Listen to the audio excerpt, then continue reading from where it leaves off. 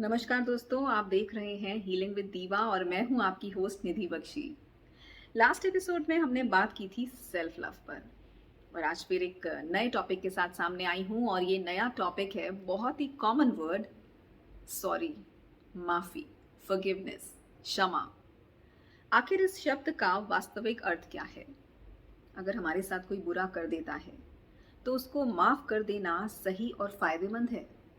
और क्या इस माफी में हमारा अपना भी कुछ भला होता है? आखिर माफ किसको करना है और माफ करने का सही अर्थ क्या है, जानते हैं इस वीडियो में। अगर आपके साथ कोई बहुत बुरा कर देता है तो आप उनको बार बार सोचते रहते हैं, उनकी बातें आपके दिमाग में आती रहती हैं और आप उनसे गुस्से में रहते हैं, उनसे नफरत करने लगते हैं, यहाँ तक कि उनके बारे में बहुत बुरा भी सोच लेते हैं। अगर आप ऐसा करते हैं तो ये तो ऐसे ही हुआ ना कि जैसे आप धीरे धीरे जहर पी रहे हों, और आप तो ये जानते ही हैं कि जो जहर पीता है मरता भी वही है। अफसोस इस बात का है कि हम में से ज्यादातर लोग ये समझ ही नहीं पाते कि माफी का सही अर्थ क्या है, और इसलिए गुस्से में आके ये कह देते हैं कि इसको तो मैं जिंदगी भर माफ नहीं करूंगा। माफ करने का सही अर्थ क्या है और माफी की जरूरत कब पड़ती है? जब किसी का मन दर्द से भरा हुआ हो, वो दर्द को बांध कर बैठा हुआ हो, तो उसके मन से उसके दर्द को अलग करना, आजाद करना, मुक्त करना, इसी को माफी कहते हैं। अब मान लीजिए किसी ने जाने अनजाने आपके साथ कुछ आपका लॉस कर दिया, आपका नुकसान कर दिया, आपको दुख दे दिया। अगर तो वो जानबूझ के किया है, मतलब प्रॉपर प्लानिंग स्ट्रेटेजी के साथ, तो उसको जरा भी परवाह नहीं होगी कि आपको दुख पहुंच रहा है। इनफैक्ट वो तो बहुत खुश होगा क्योंकि उसका मकसद, उसका इंटेंशन ही आपको दुख देना, आपको लॉस देना था, और उसको ऐसा करते हुए जरा भी दर्द नहीं होगा और ऐसा करके वो आगे बढ़ जाएगा। इनफैक्ट बहुत खुश होगा कि उसका काम तो हो गया, और पीछे रह जाएंगे आप, और आप गुस्से में, नाराजगी में उसके लिए ये कह देंगे कि इसको तो मैं जिंदगी भर माफ नहीं करूंगा।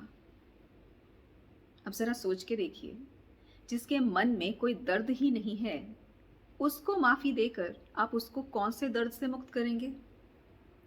सिमिलरली, अगर किसी ने अनजाने में आपको कुछ दुख दे दिया, मतलब अपने एक्शंस के थ्रू, अपने वर्ड्स के थ्रू वो कुछ ऐसा बोल गए जिसका एहसास उन्हें नहीं है लेकिन उससे आपको दर्द पहुंच गया, मतलब अनजाने में उन्होंने आपके साथ कुछ बुरा कर दिया जिसका उनको बिल्कुल भी नहीं पता, उनको अंदाजा भी नहीं है कि ये बात आपको बुरी लग गई है, क्योंकि उनके विचार से उन्होंने जो किया वो सही था।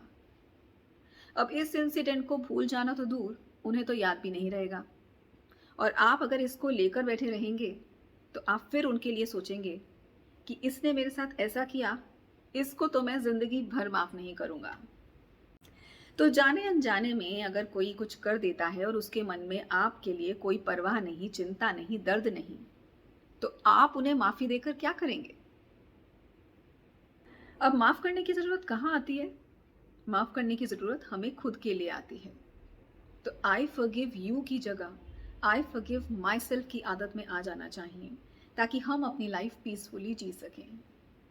हाँ, अगर कभी ऐसा हो कि कोई अपनी गलती मानता है, उसको सच में दर्द होता है क्योंकि उसने आपको दर्द दे दिया था, और वो उसके लिए आपसे सॉरी मांगता है और कहता है कि भाई मुझे माफ कर दो, मुझसे गलती हो गई थी, तो इसका मतलब है कि सच में उसको आपके लिए दर्द हो रहा है, और साथ में ही उसके मन में भी वो भी दर्द को लिए बैठा हुआ था।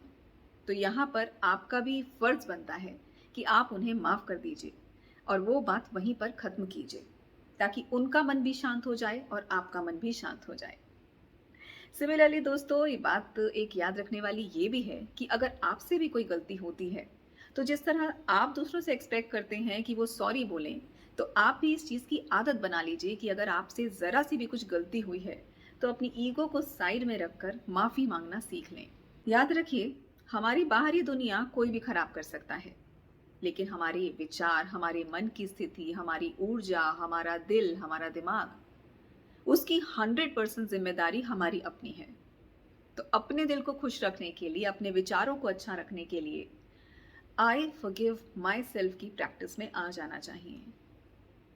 अगर किसी ने कोई गलती की है, कोई गलत कर्म किए हैं, तो उसको देखने वाला, उसको पनिश करने वाला ऊपर वाला है ना। और अगर पनिशमेंट वो देता है तो माफ़ी भी वही दे देगा। तो इस बात को तो हमें सोचना ही नहीं चाहिए कि हमें माफ़ी देनी है या हमें माफ़ी लेनी है। ना माफ़ करने वाले हम कोई होते हैं, माफ़ करने वाला होता है तो बस वो ऊपर वाला होता है। तो इसी बात पर मुझे गालिब का एक शेर याद आता है कि कुछ इस तरह से मैंने ज़िंदगी को जी लिया, किसी से माफ़ी माँग ली, किसी को माफ़ कर दिया। तो दोस्तों, ऐसे पॉज़िटिव थॉट के साथ आगे बढ़ते रहिए और आई फ़ॉरगिव मायसेल्फ की प्रैक्टिस में आइए और खुद भी खुश रहिए, औरों को भी खुश रखिए।